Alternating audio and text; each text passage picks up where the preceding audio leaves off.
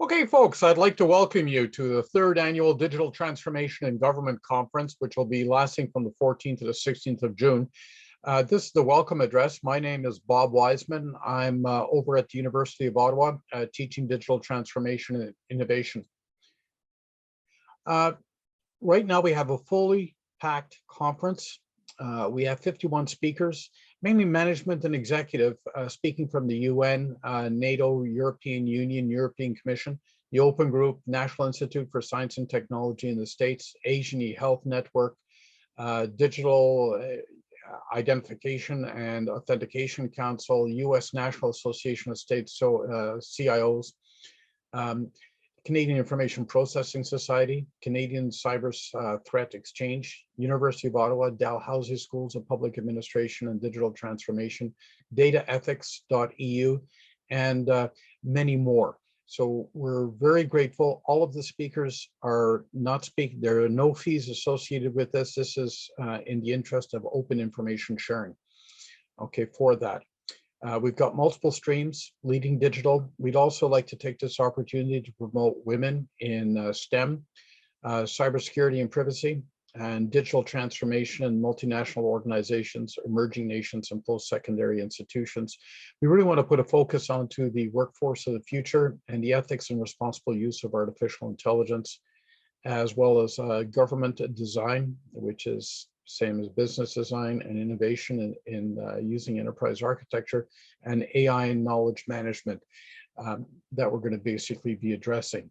Some of the key terms, I just want to make sure we understand that digitization, what we're doing is we're taking a manual process and just replacing it with technology. So we're doing the same thing, but just probably faster. Okay, for that. Digitalization is when you're using technology to change a very narrowly focused business process. It basically, you take the old way of doing things and you change it, but you're doing it in a very narrow process-centric way. Digital transformation, it's a much more client-focused enterprise transformation in service delivery, and you're focused on client-centric viewpoint. But the main thing is that you're dealing across the enterprise and you're changing the way that the enterprise does business. And when we talk about digital transformation, it's important that you understand the context. We're dealing at the portfolio and program level. We're not dealing necessarily at the individual project level, even though projects I know in government, Phoenix is an excellent example, they're big. And so this is just something to be aware of when we're using that.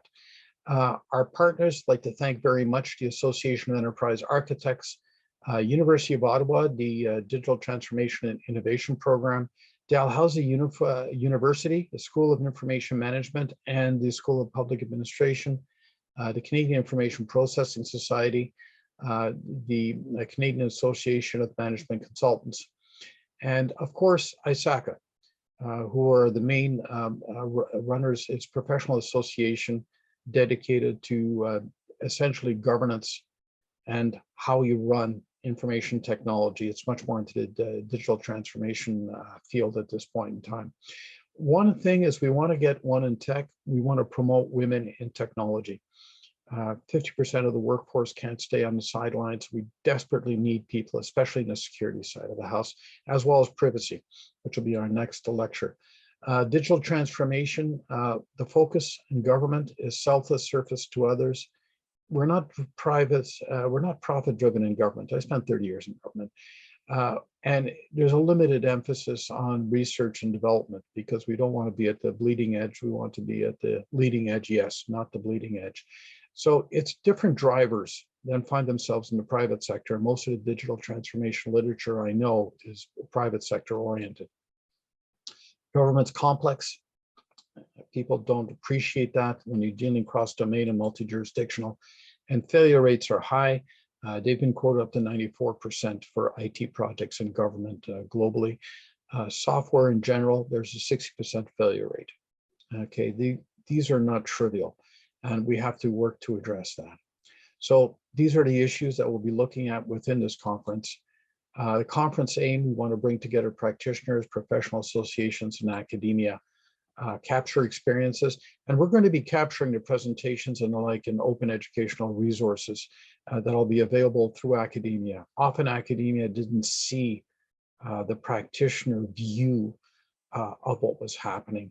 And it was most unfortunate. Open educational resources will be through the libraries, and anybody that searches on digital transformation, which now turns up very few products, will be able to see the contents of these conferences. We'll also talk about leadership innovation, new government business models, talk about new legislation and policy, especially in emerging fields like privacy.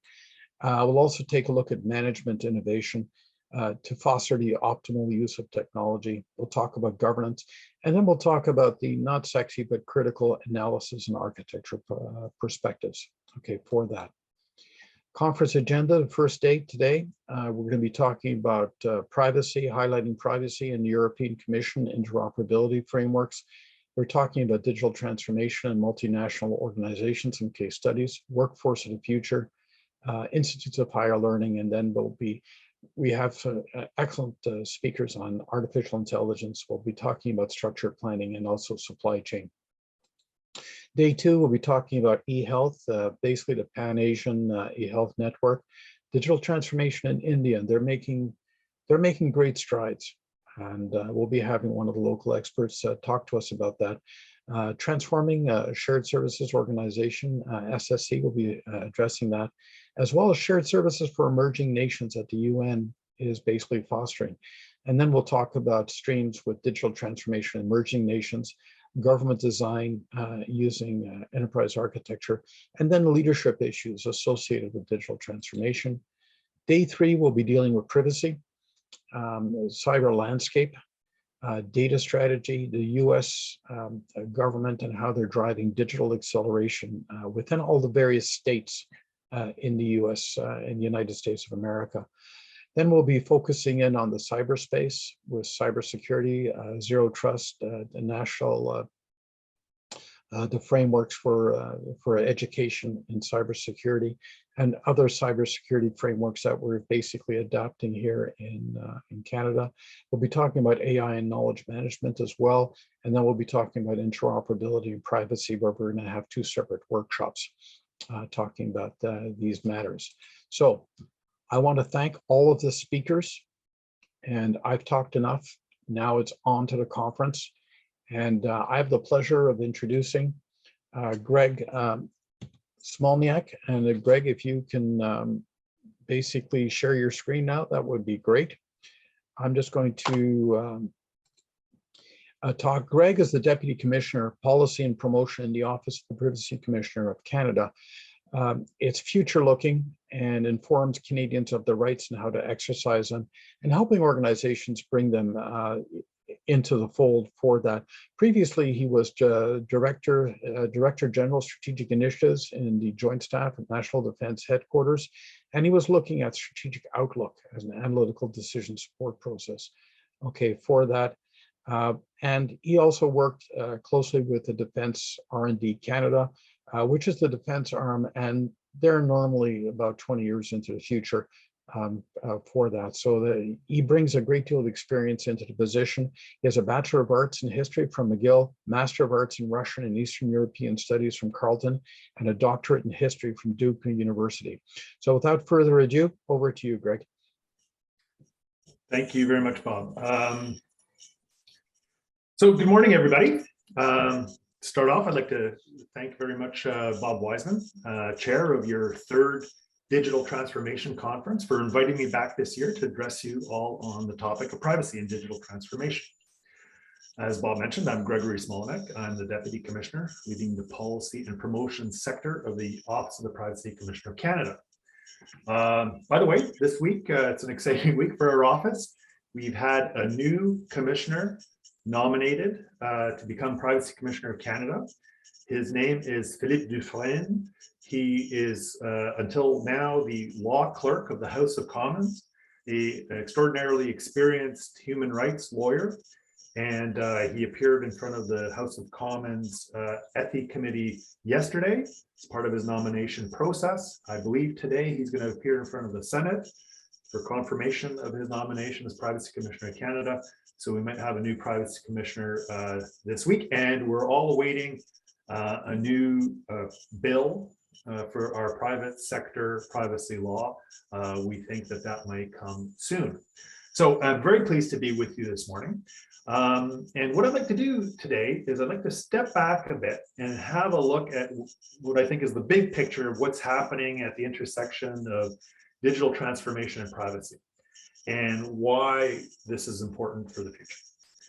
So many of the things we take for granted now were merely rough concepts on a chalkboard, let's say 40 years ago, around the time when the Privacy Act, which governs our public sector privacy law, was passed.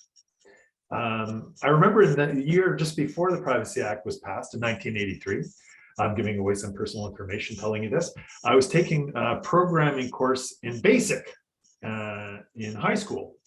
But I didn't think then, and I don't think too many of my colleagues thought then, that we'd soon see computers in every workplace, in every home, and in basically everybody's pocket. So it's been a while. All that to say, it's been a while since our Privacy Act has been seriously updated. And so I mentioned we're awaiting a privacy bill for the private sector soon.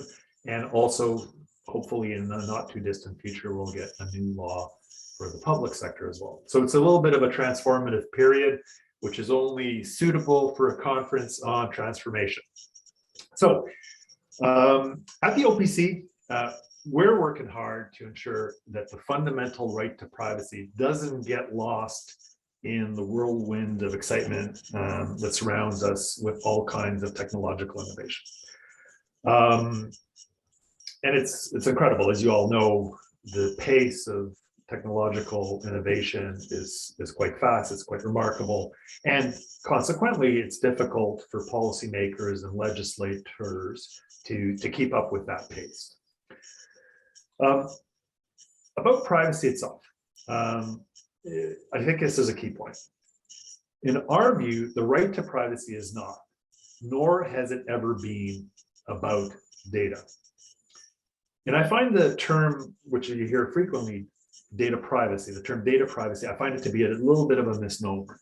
And that's because privacy, in our view, is about people. It's about the intrinsic worth of people, and it's about the society in which those people live. So today I'd like to talk to you about privacy, about digitization, about technological advancements, and some of the implications for us here in Canada, but also globally. Now, there's a lot to say about the topic, and we all could talk about, and you will be talking about this throughout your conference, about the various opportunities and risks associated with digital transformation. And you're going to explore some problems and solutions. But in this rather short presentation, I'd like to cover about 5 main issues with you in the next 30 minutes or so. And those issues are the status of privacy as a human right, implications for organizations when that fundamental right to privacy is recognized. I'd like to talk a little bit about digital transformation of government and society, which greatly affects our human right to privacy, how that's manifesting itself in Canada around the world, and finally, why governments and organizations ought to be more protective and proactive when it comes to people's fundamental privacy rights. And we should have plenty of time for questions and discussion. So I invite you to think of questions while I'm speaking and to put those to me afterwards, and Bob will help moderate that Q&A session. So I really want to hear what you all think and what your concerns are. So privacy as a fundamental right. Now, as you're all aware, privacy is not simply a legal right, although it is that too. In Canada, it's considered a quasi-constitutional right, and it's protected under sections 7 and 8 of our Charter of Rights and Freedoms, or it's reflected there as that quasi-constitutional right. Nor is it merely a consumer right, although it is that too. It's also a consumer right. So in that sense, it's both a quasi-constitutional right, a consumer right, and it's each of those things in the varying contexts in which people provide their personal information and their rights may be at risk. But more broadly speaking, privacy is a human right, and it's one that's recognized by the United Nations and various international covenants, and that's been the case now for over 70 years. Other human rights, such as equality, non-discrimination, the right to reputation, and the right to free and fair democratic elections, are also relevant to discussion about contemporary data protection or privacy practices and privacy rights. And it's not just us at the OPC that are saying so. We have international instruments that make these same linkages, including the Universal Declaration on Human Rights, which dates back to 1948, and the International Covenant on Civil and Political Rights, which dates back to 1966. So defining privacy as a human right, it places the individual at the center of things. It recognizes the fundamental role that privacy plays in the preservation of free and democratic societies. We define privacy, the right to privacy, in the broadest sense, not only as through principles such as consent and transparency, but also as freedom from unjustified surveillance.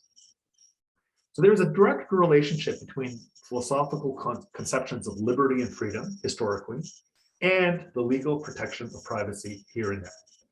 That connection between privacy and a free and democratic society is fundamental to the status of privacy as an instrumental right. That was a slip. As an international human right. And in my view, I was going to say, privacy is actually instrumental to the exercise of other rights and liberties. And so it's instrumental to human liberty. We design privacy laws to constrain the ability of our governments to intrude on our private dwellings, seize personal property, to invade an individual's personal space, to impugn their reputation, or misuse personal information. We do so because undue intrusion upon the intimate personal lives of citizens is the very antithesis of a secure and confident democratic state. Trust between citizens and their neighbors, as well as citizens and the state, hinges on mutual recognition and consensus around what we value. Moreover, trust as a form of social cohesion is the first casualty when citizens feel that their privacy is gone. So basically, there's a lot at stake when we're talking about privacy, digital transformation. So what are the implications of recognizing privacy as a human right for both governments and for commercial enterprises?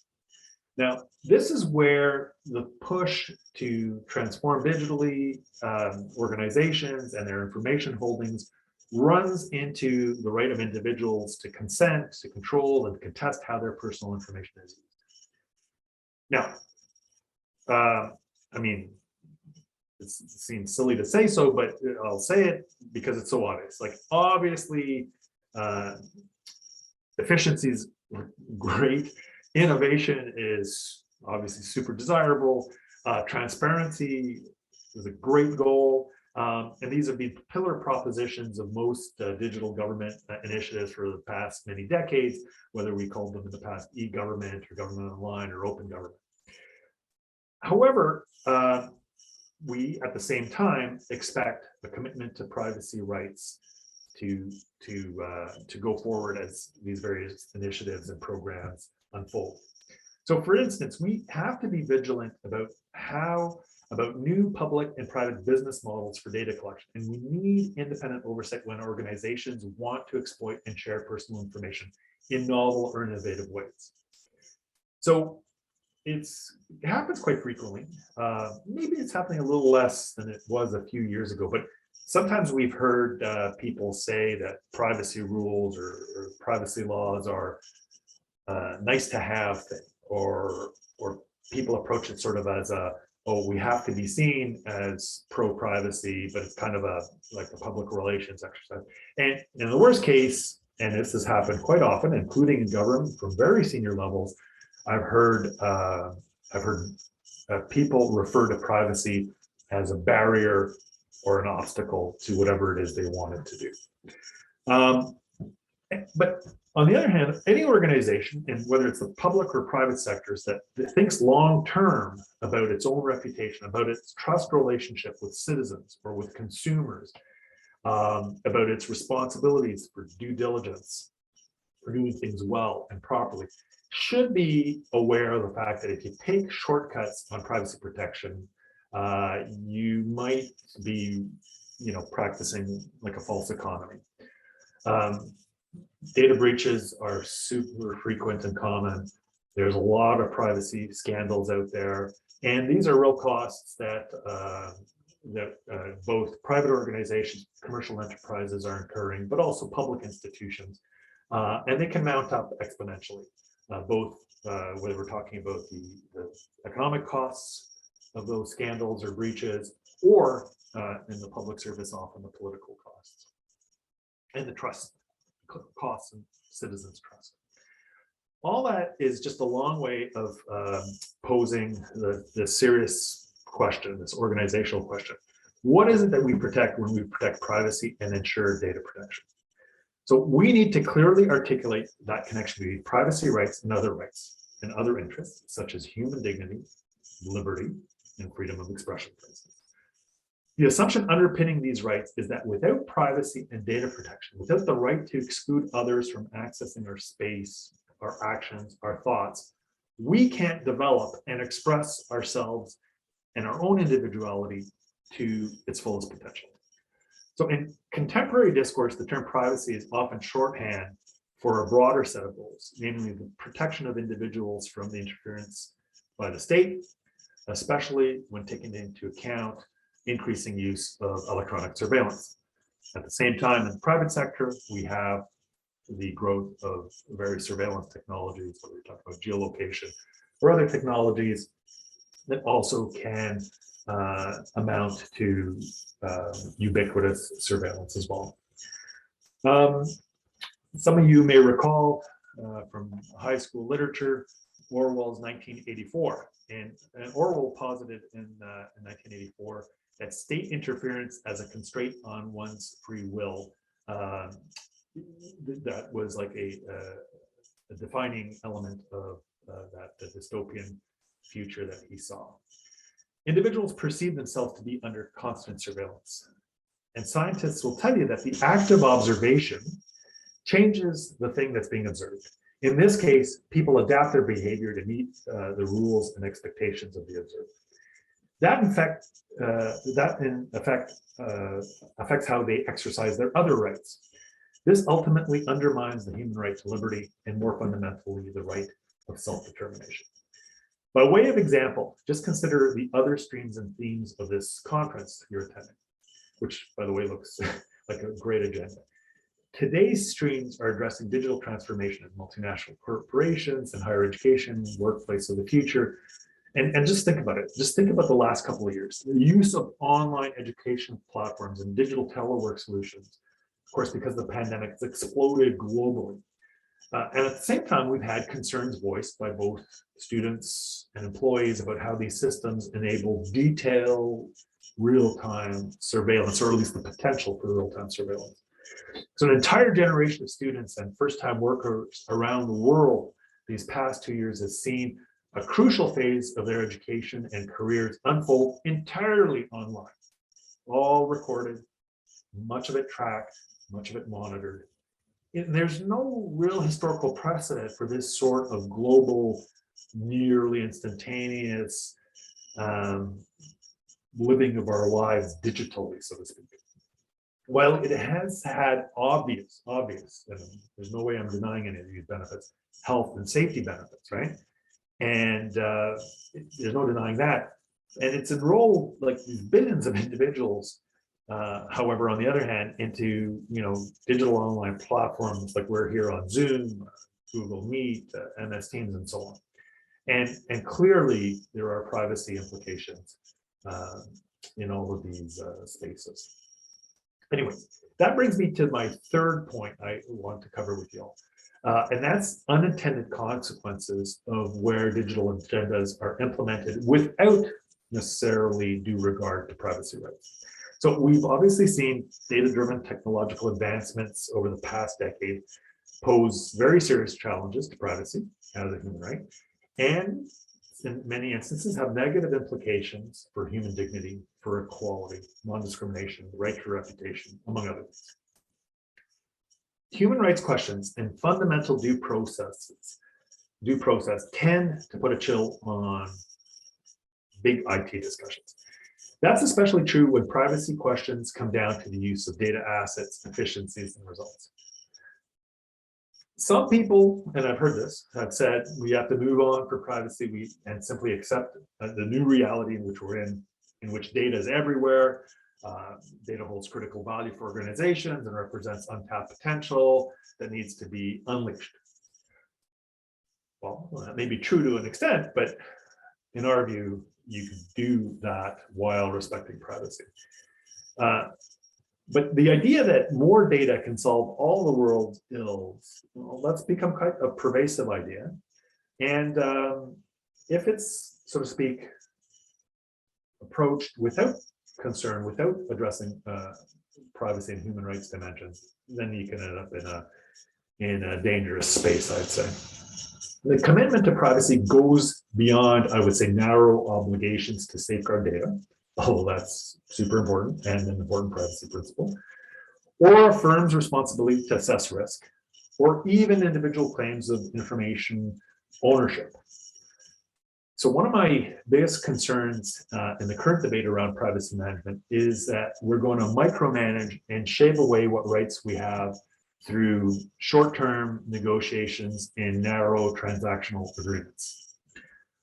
We would all individually like to, of course, we like to bank faster, we like to park faster, we want to vote faster, we want to find a restaurant faster, get to a certain place faster, and so on. Like, clearly that's what we all want, and perhaps we can all do that. But at the same time, we have to be careful that software and devices that enable precisely, I'll phrase it this way, some kind of instant gratification, or instant gratification and our need for the use of smartphones, smart cars, smart TVs, and smart homes, that it's all done in a way that doesn't flush away our rights. In the past 15 years, we've had voice activation systems, we've had facial recognition software.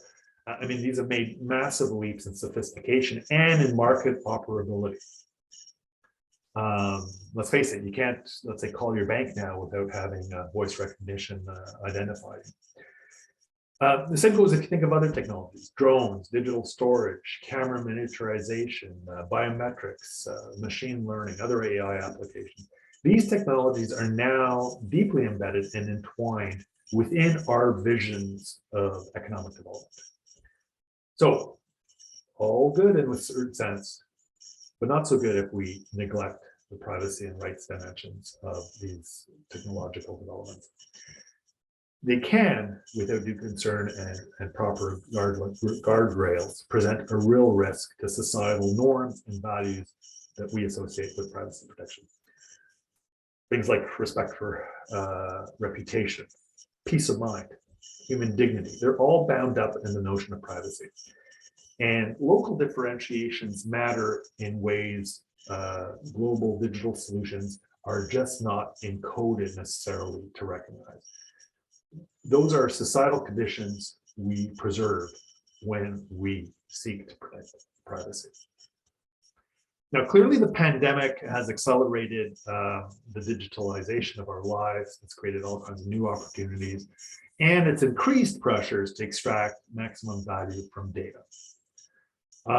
Now, data is obviously driving the economic engine of our societies, but we can't lose sight of the individual at the heart of data when data constitutes personal information. Personal information is about people.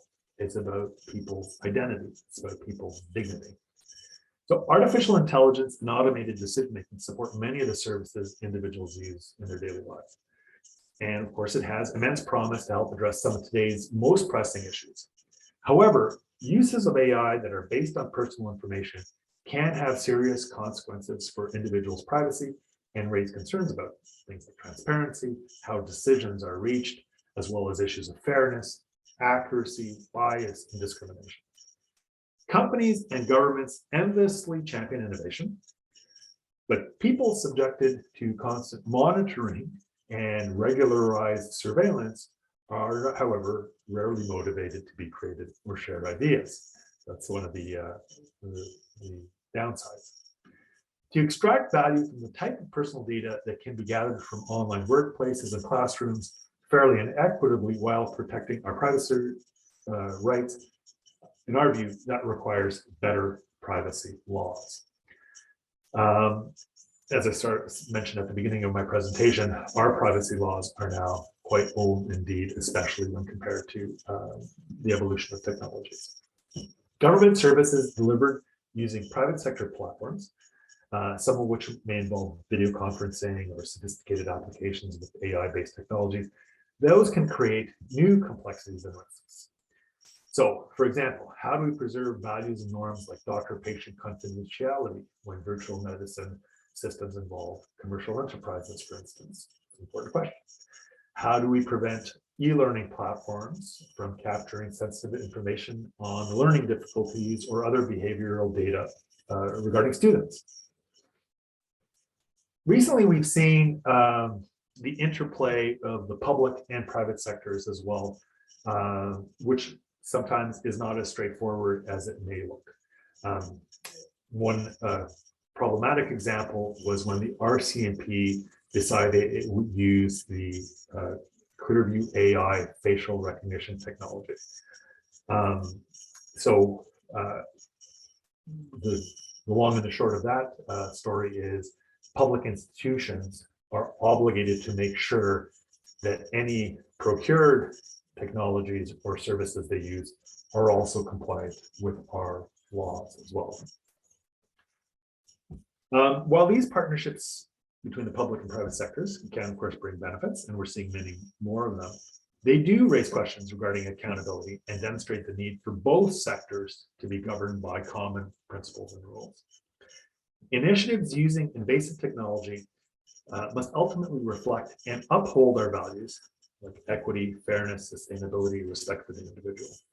We're still very far away from having a legal framework in Canada that can adequately protect privacy rights in the current digital environment. But as I mentioned, we're expecting new laws, and we'll see what those bills bring when they're tabled in Parliament. Privacy in Canada is currently regulated under the existing laws, today's laws, by a patchwork of statutes at all levels of government. What we have now is that in some provinces, we have better statutes, more privacy protected statutes than what we have at the federal level. And I would also say that we're out of step with our international partners when it comes to the same kind of level of privacy protection. There's even a movement federally and in many US states to adopt privacy laws, and we see this playing out on a daily basis right now. What we need here in Canada at federal level are laws that enable responsible innovation within a rights-based framework that recognizes the fundamental right to privacy. We're very hopeful that the new laws will strengthen accountability for both businesses and federal institutions and give the regulator, that is the OPC, the Office of the Privacy Commissioner of Canada, the same powers that many of our provincial and international partners already enjoy, including powers such as order making and, for instance, the ability to conduct proactive audits. Now, before Canada embarks on the next stage of digital transformation or even virtualization of our economy and institutions, before we move to the next level of economic recovery and innovation, I believe governments across the country need to ensure that the best possible privacy protections are in place for our citizens. We need to have modern rules enforced by an independent regulator to ensure organizations remain accountable. Looking ahead, if current trends prevail, governance around data protection and meaningful privacy enforcement will become more complex, more multinational, and even perhaps more overtly political than it's ever been before. So what can governments do?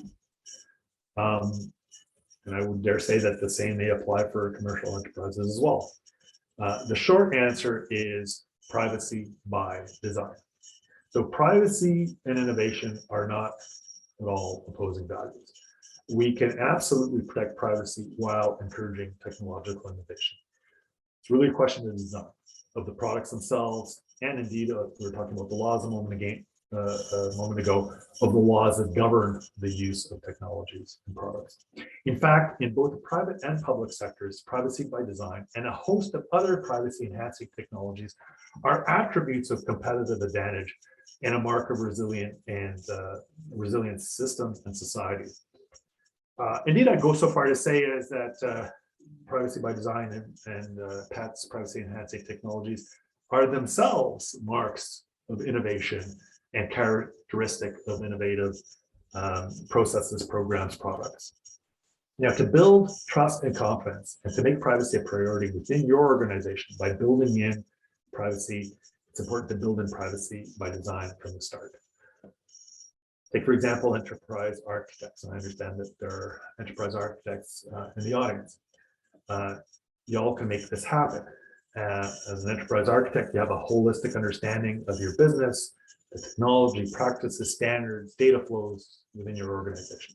In short, you see the big picture and you're therefore in a unique position to help the organization become more resilient against privacy breaches and privacy complaints.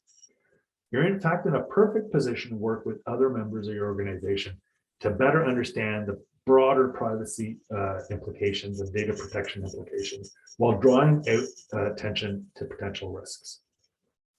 So what I'd say is have those conversations early on before technologies and processes are implemented. Validate how that you can use the information that you're contemplating using, that it's properly secured, that you comply with the law. When recommending incorporating new technologies into an organization's architecture, factor in the degree in which this may affect data protection and privacy. Ask yourself, what information is required for this technology to work? Is the purpose of the utilization acceptable to our customers and so on? By taking a privacy first or a privacy by design approach, you'll not only become a more valued part of your organization, but your customers and clients will also benefit. To this, I'd add another observation that I've noted. So we, in our office, we do reviews of privacy impact assessments, which federal institutions are required to provide to us by virtue of federal policy. So we do those reviews. So of course, people develop highly sophisticated privacy impact assessments. So we review them, provide advice back, and so on. But what I noticed as an ancillary benefit to the conduct of privacy impact assessment or doing privacy by design is that organizations also make their overall programs better. It's also a way of looking at what's necessary, what's unnecessary, of streamlining things, of making things more efficient, and so on. Not only from the perspective of protecting personal information, but just in general, right? When you do a privacy impact assessment, one of the ancillary benefits, one of the side benefits is that you kind of look at the whole thing and you say, okay, this is necessary, this is necessary, this is not properly secured, and so on. So it's it has more than privacy benefits, I put it that way. If you want to know where to start, one of the things that our office offers public and private institutions, organizations, is advisory services. We have in our office, in my sector, a government advisory team that provides free of cost advice to federal institutions. We also have, located in Toronto, a business advisory team that does something very similar for private sector organizations as well. So we have these at your disposal to provide recommendations and advice on initiatives. It could happen either in a formal or informal capacity. And they can help you ensure that you build in privacy from the beginning so it doesn't become a compliance issue later on. Another critical thing, and it's quite basic, is just to talk to each other. Often there are multiple teams working on a myriad of spaces linked to digital government, and they're not always necessarily speaking or coordinating with each other. So sharing best practices and lessons learned is another obvious place to go. Think about implications. Try and foresee some of the potential consequences. What privacy protections were built into legacy procedures that the new technology is replacing? Is there a way or a need and a way to recreate those protections? How can you reinvent them or restore those safeguards? That's something else to consider.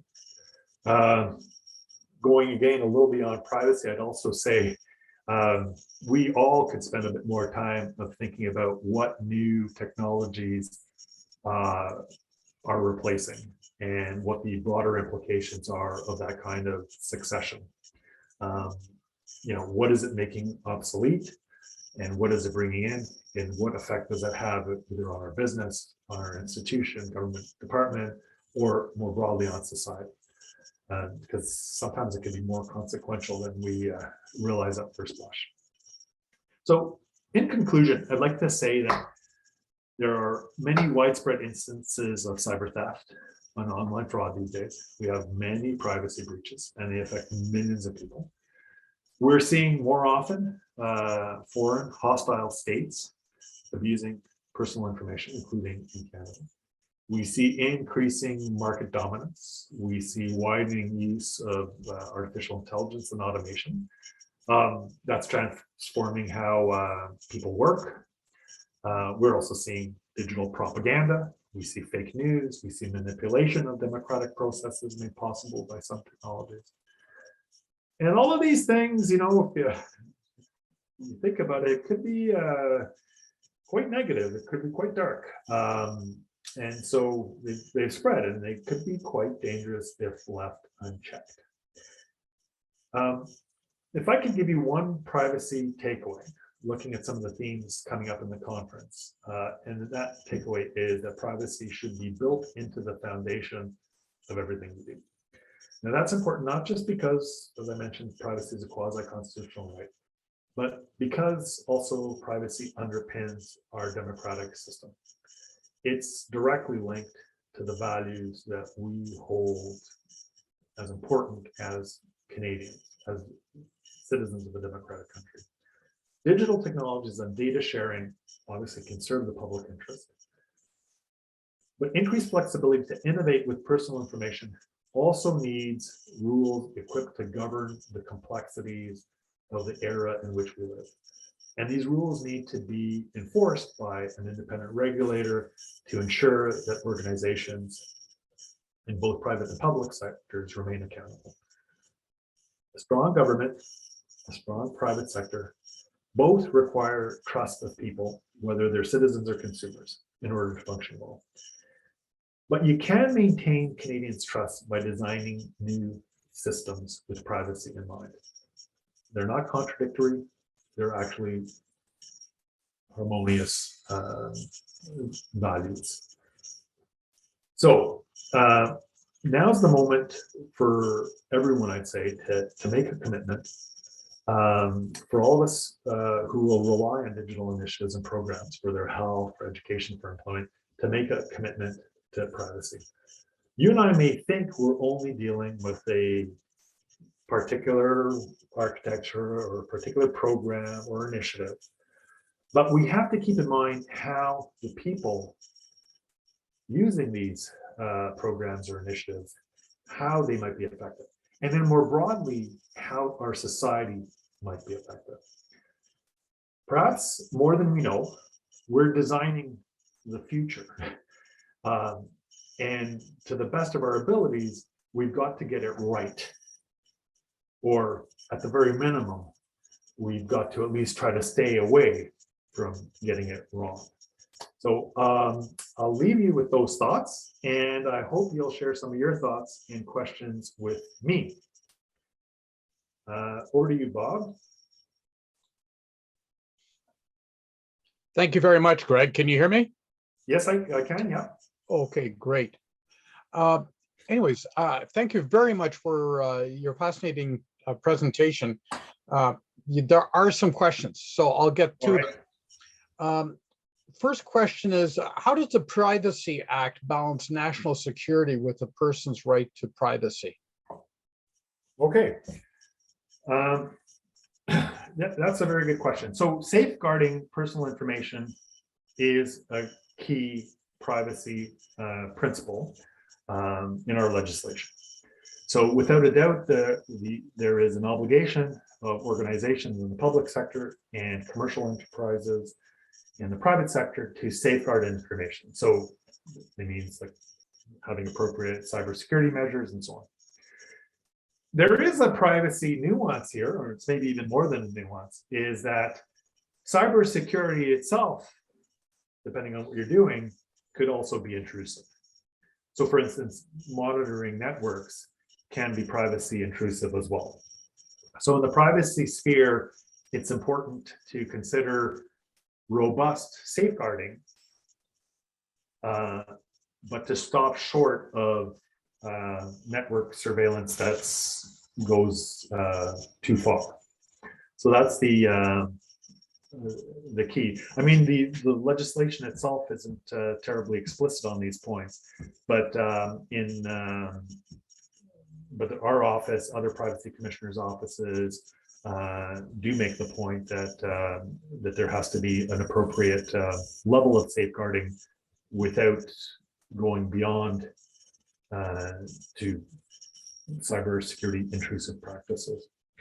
So those are some thoughts. Now, I guess it all depends on what those practices are, and also in what context. There may be different contexts as well. So some networks are, put it this way, more highly protected and need to be monitored more extensively. But then there's a general awareness and transparency with users of those networks that those networks are being monitored more carefully. In other cases, that may not be the case. And in those cases, I would say that the onus on organizations and institutions is to make sure that that users are aware of what's going on, so that they're not surprised that they're being surveilled. All right, I hope that helps. No, it basically helps a great deal. Another question is, how will new privacy laws impact the government's use of third-party cloud service providers? Well, I'm not sure, because we're not sure exactly what the new laws will be yet. So obviously, both in the federal area, federal institutions are moving towards the cloud. There is a by the way, so is our office. So we're migrating the cloud as well. But there are important privacy questions around cloud service providers. I mean, one of the fundamental issues for many is actually the physical location of the cloud servers, because of the risks associated with laws that may provide access to data stored in other jurisdictions.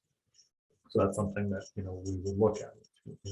Depending on what your information holdings are, if there's personal information, if you're considering a cloud service provider in another jurisdiction outside of Canada, for instance, what are the laws that govern, let's say, government access of that foreign jurisdiction to those servers, and therefore to the privacy rights of the people whose information you're holding. So that's one issue. Contracting is very important. The details of the contracting is very important. This has been a case both in Europe and in our review of how you're contracting cloud services. So here it's important to have very detailed, sound, privacy protective legal advice. So those are a couple of considerations, observations. As far as new laws go, we'll see. I don't know that they will. Yeah, we'll see what it says. And there might be some things that affect this issue. Yeah, thank you, Greg. Just for your information, we had a lawyer, intellectual property lawyer from the States. Basically says is that legislation is about 15 years behind technology. This is, are we doing anything to basically improve that lag time?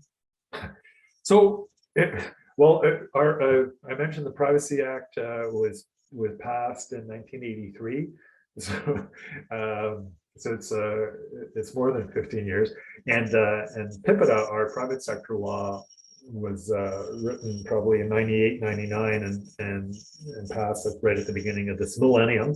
But it was passed a few years before Facebook was founded, long before anybody had smartphones and so on. So we do have this issue of outdated laws. You know, the other consideration though is it's really hard for legislation to pace technology all the time. In the sense that, of course, you're probably always going to have technological change that outpaces policymakers' ability and legislators' ability to update laws to address every kind of new technology. So there's a question of perhaps future-proofing law. So we have a principles-based private sector privacy law, and those principles are still valid, and they will be valid in the future as well in the new law. I mean, one of the things that's, you know, that's critically different, I'd say, is that our privacy law in the private sector is founded, perhaps the most important principle is the principle of consent and meaningful consent of people to allow for the use of their personal information. The problem, of course, arises in spaces like artificial intelligence, where data collected for one purpose may be repurposed in different contexts for different purposes, and it may be difficult always to obtain consent and get reconsent and so on. So that's clearly an area in which technological change has affected like this important privacy principle. So meaningful consent will still be important in the future.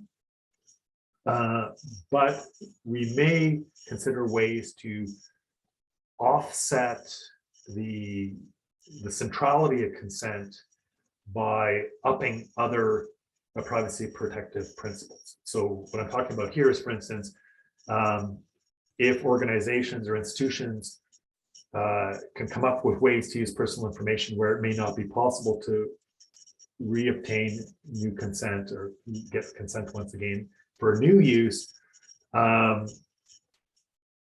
you could make sure people know that this is a possibility, and you could plus up the accountability of those organizations, institutions, to ensure that they are robustly protecting people's privacy, even if consent isn't possible to obtain again in, for instance, new usages.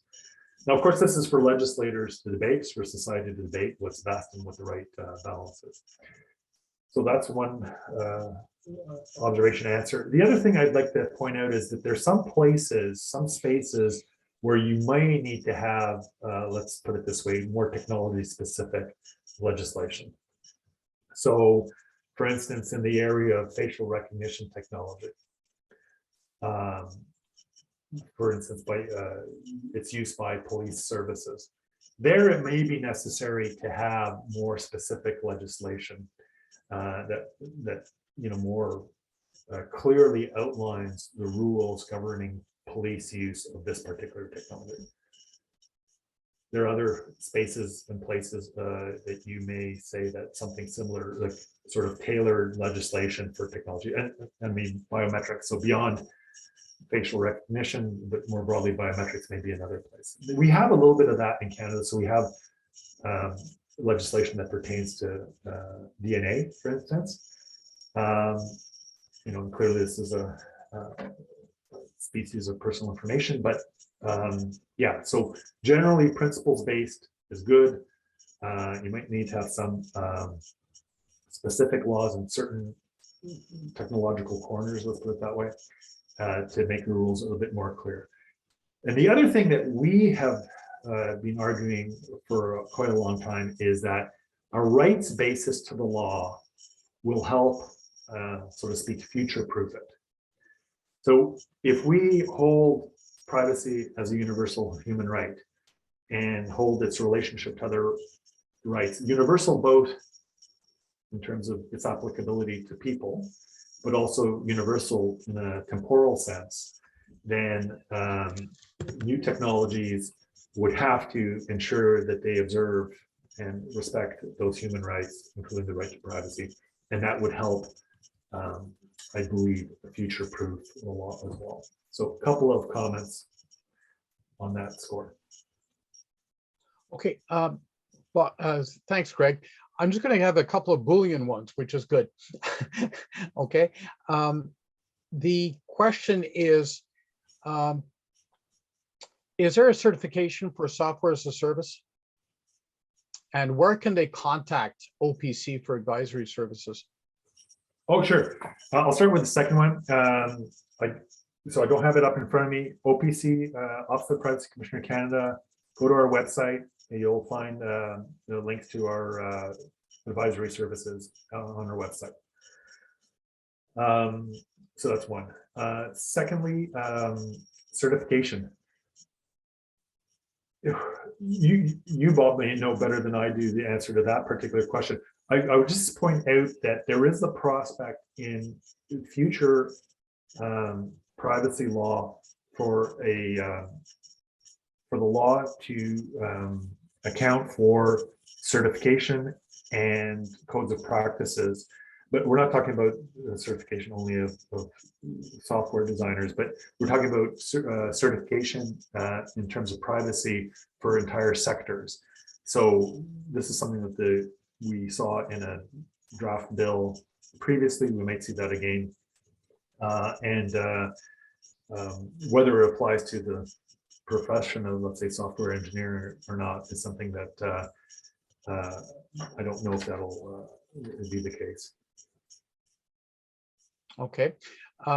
There's another question that was basically posed with respect to the sharing of data within the federal government or multi-jurisdictionally for that matter.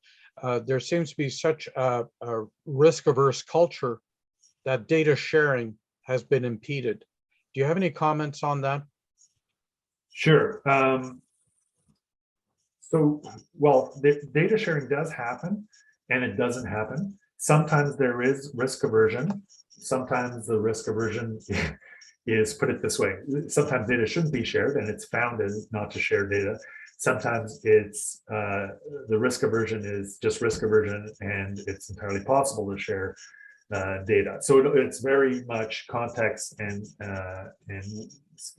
specific circumstance dependent. But there are ways that organizations can see if they can share data. I mean, first of all, like establish, what data you're talking about, whom you want to share it with. There are mechanisms such as memorandum of understanding and information sharing agreements, which can be developed. Depending on the specific legislation we're talking, there are possibilities within certain acts of Parliament to share data with certain institutions. But again, it's like context and circumstance specific. So I think the person who's asking the question is right. There's a kind of like general, oh, I better protect this site, and it's easier not to share. But you have to find out the circumstances. So ask the question, what data are you talking about? Is it possible to share, and so on. So you got to do your homework, both, so to speak, legally and find out. And then there are mechanisms that could be set up to enable the sharing of data. This one caveat, I guess, is that even when at a certain time, I'm thinking of a couple of cases, and there are places and spaces where you can legally share data.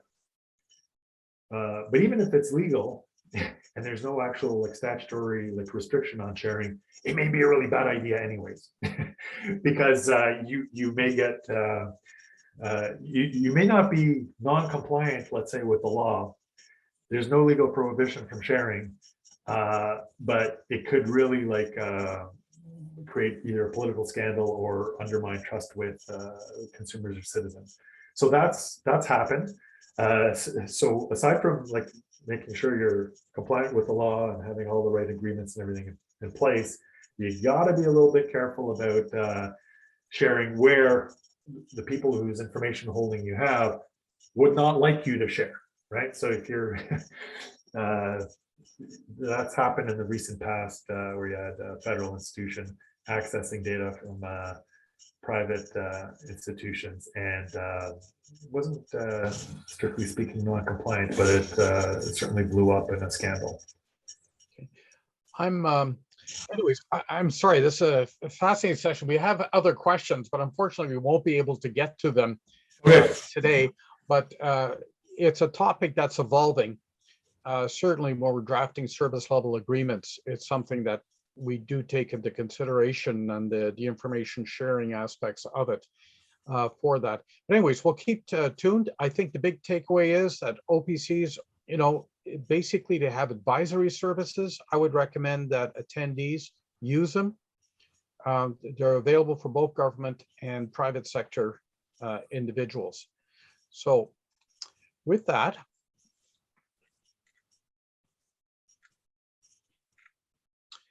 I basically thank Greg, and now we'll take a 10-minute break before we start off with the next speaker, who's going to be coming in from the European Commission and talking about European Union digital initiatives. And of course, he'll be talking about the General Data Protection Regulations, which will be interesting as well. So thank you very much, and see you when I see you. Okay. Okay, bye, Bob. Thank you very much, Greg. I really appreciate that. Okay, everybody have a great conference. All right, bye-bye. Cheers.